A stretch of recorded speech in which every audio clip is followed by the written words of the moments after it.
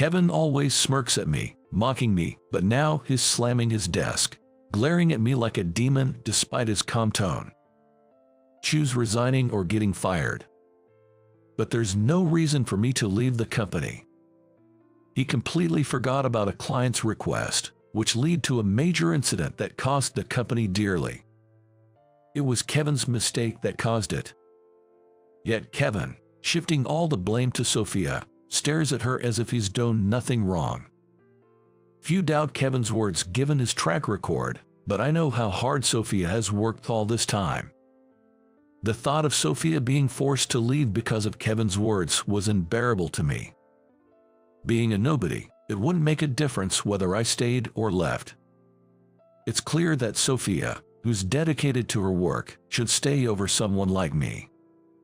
Knowing Sophia shouldn't have to bear the blame for a mistake she didn't make, I chose to resign in her place. At that moment, I thought I had lost everything. But it turned out Kevin was the one who truly lost everything. Kevin had it coming. My name is Jake. I work at a decently renowned advertising agency in the county, not big but known locally. We don't have the power of the big names but take pride in our local engagement, managing events around the area. As a sales department grunt, I'm what you'd call a sidelined employee. I ended up in this position due to a massive mistake during a major event the company sponsored. The initial project proposal from the client was flawed, which wasn't really my fault. I noticed the mistake but was rebuffed by the project manager, who didn't appreciate my input, and even my attempts to discuss it were ignored. It was also found that the manager had made a wrong order. In the end, I was the one who was framed and had to take all the blame. I lost my position as project manager and was demoted to a corner of the sales department, living as an inconspicuous employee. My demotion coincided with a change in company leadership. With the new CEO came a significant shift in company direction. They plan to expand the business further, including taking on projects outside the county. The company is focusing on recruiting talented individuals from outside. It seemed irrelevant to someone sidelined like me, but it wasn't. Kevin, the new head of the sales department, was one of those external hires. He is younger than me but with a proven track record. From day one, Kevin captured the staff's hearts with his passion, but something about his words felt off to me. I'm Kevin, ready to work with you all. You're here to secure deals, but I'm here to take responsibility. I'm looking forward to our hard work. While Kevin was generally supportive, he was inexplicably cold to me, occasionally giving me harsh looks. The only one who stood up for me was my boss, Sophia. Sophia, popular across departments for her beauty, was a powerful force in sales and leading with her actions. To me, Sophia was unattainably noble.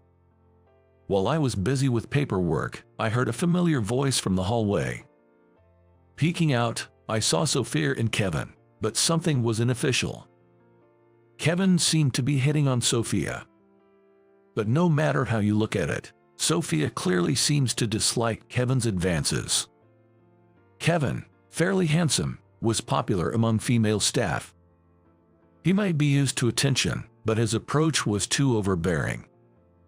Given it was her superior, Sophia couldn't retaliate with her usual vigor. Seeing Sophia in distress, Kevin attempted to force himself on her. Unable to watch, I intervened, and as expected, Kevin glared at me. "Excuse me, Sophia, where should these documents go again?" "What's it to you? Get lost." Kevin snapped, his anger echoing down the hall. Knowing Kevin didn't think highly of me, I ignored him and spoke directly to Sophia. "By the way, Sophia, there are some documents on my desk that need your attention tomorrow. Could you take a look?" Troubled by Kevin's advances, Sophia quickly left the scene upon hearing my words, as if escaping. To Sophia's back, Kevin uttered something outrageous.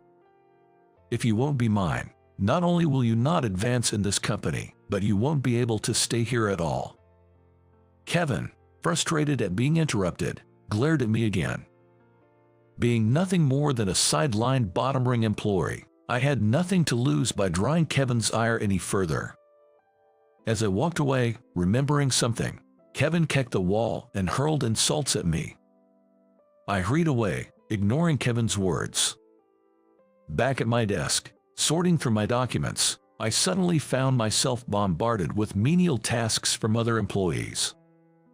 When I was the head of the planning department, it was the opposite. I was the one delegating tasks. For a sidelined employee like me, this is just part of the job. Kevin, still irate, returned to his desk, causing the other employees to avert their eyes, sensing the mood. Kevin appeared to be staring at his computer sulkily, but it was clear he wasn't doing any real work. Usually, Kevin would spend his time at the desk fiddling with his phone or merely skimming documents, even as others worked hard. Lately, correcting the mistakes in documents and materials checked by Kevin has also become part of my job. Suddenly, I was called into a meeting room. Worried that I had made a mistake, I was surprised to find Sophia had summoned me. Then, Sophia told me she wanted me to handle the new project.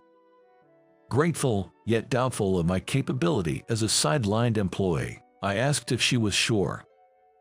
"Jake, I'm well aware of your work. Your attention to detail and reliability surpasses others," she assured. I felt exhilarated about being entrusted with significant work again, but also anxious about having Kevin review the materials. Days later, I nervously showed Kevin the completed materials, but he only smirked and seemed unusually pleased. On the day of the presentation, I arrived at the client's company alone, fully prepared.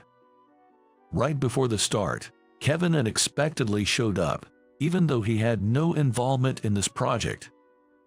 With a sales smile, Kevin pushed me aside and confidently began a presentation. The materials he presented were modified versions of my work. However, the additions and revisions made by Kevin were off-topic and filled with budgeting errors, completely misaligned with the project.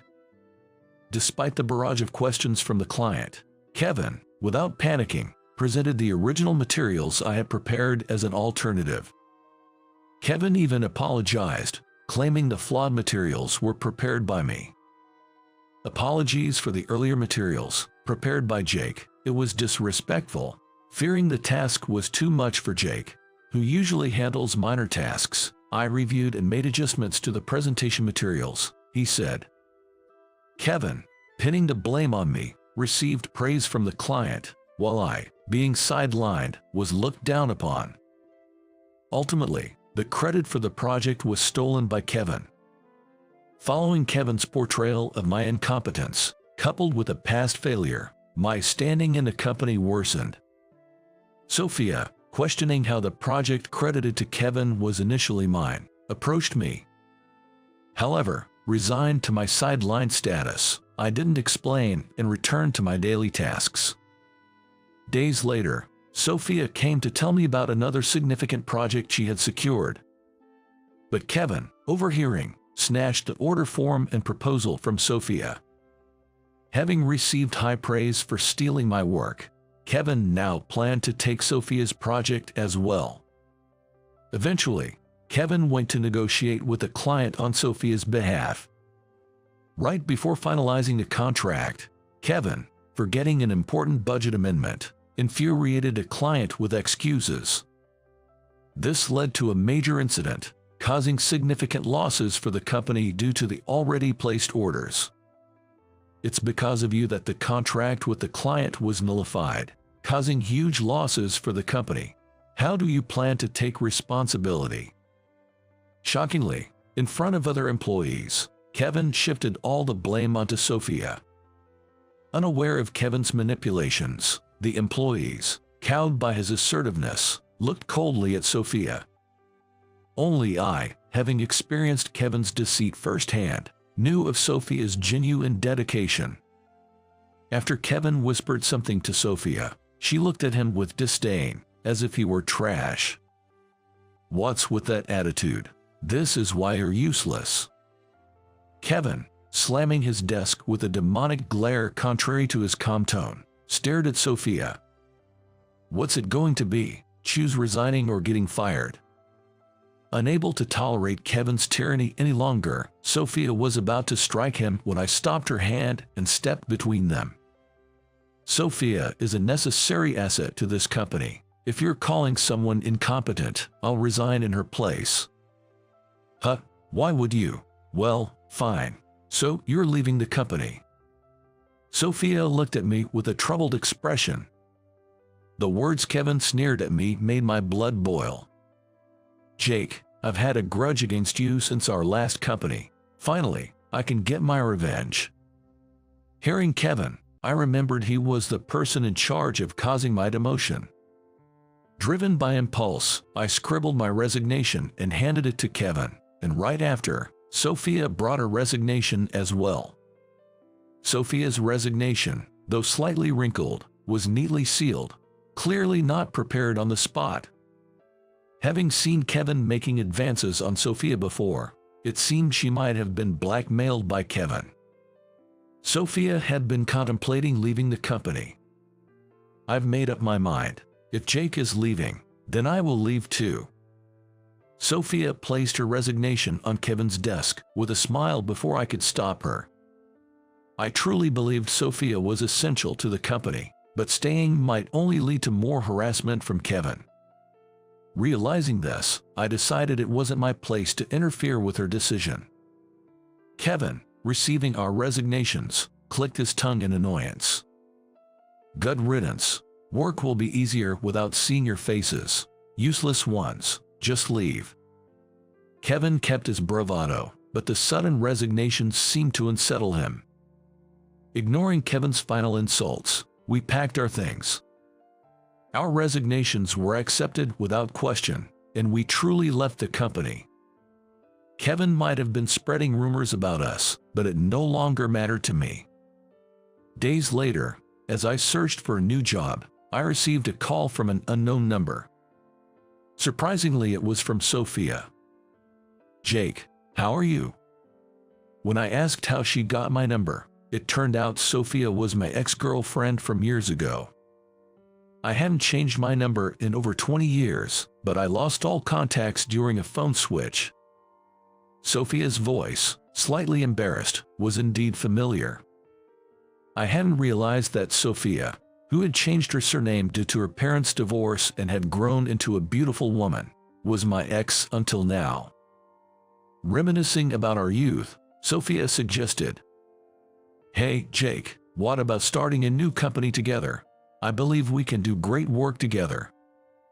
Though taken aback by the idea of starting a business, I was determined to prove Kevin wrong. In our new company, I took the role of the representative.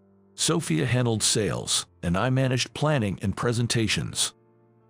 Thanks to Sophia's efforts in sales, our startup became busier than expected.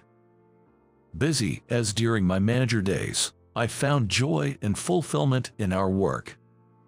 Our experience with menial tasks proved valuable, making detailed work bearable. Our company, though small, began to tackle local jobs successfully. One day, we received a significant project, a large event competition from a company Sophia had connections with. We prepared meticulously for the day, meeting with the client multiple times. At the competition venue, alongside our company, were several others, each represented by their top employees.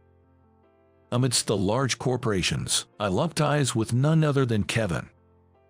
Working in the same industry, one tends to hear rumors, and it seems Kevin's actions had recently tarnished his company's reputation.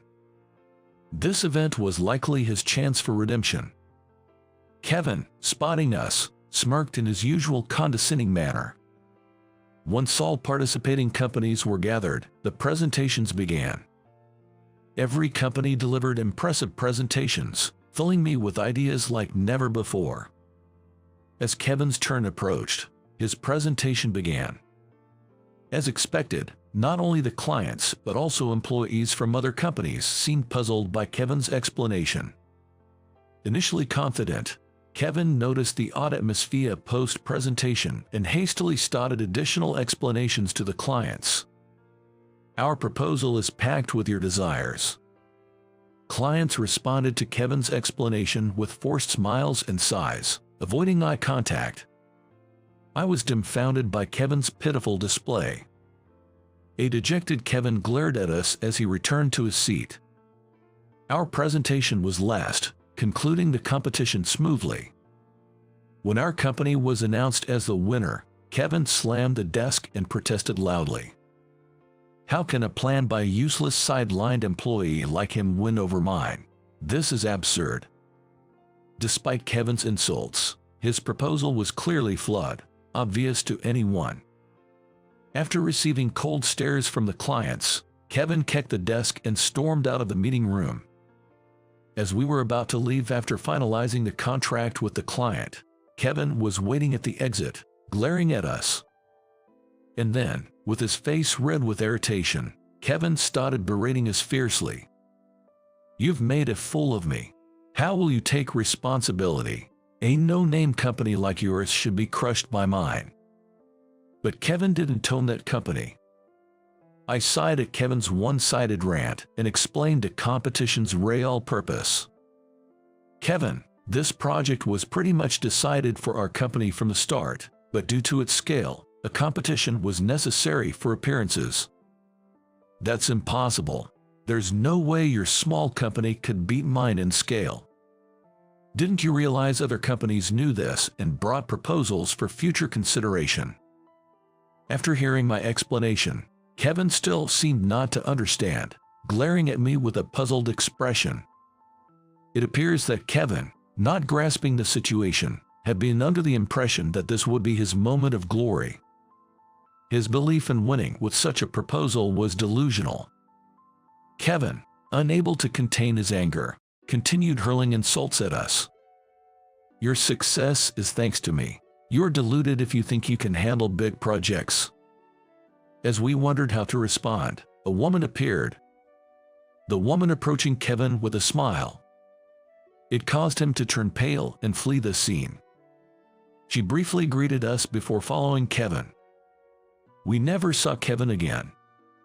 I heard rumors that Kevin had quit his previous job to escape a stalker. It seems Kevin was being stalked by that woman. The woman, acting like Kevin's shadow, would follow him with every job change or move, becoming quite the nuisance. However, Kevin himself was to blame for the situation. She had been wooed by Kevin at a former workplace, leading to a romantic relationship. Their breakup turned complicated, resulting in her becoming Kevin's stalker. Kevin, always boasting about his achievements, actually took credit for others' work, proving to be an incompetent employee.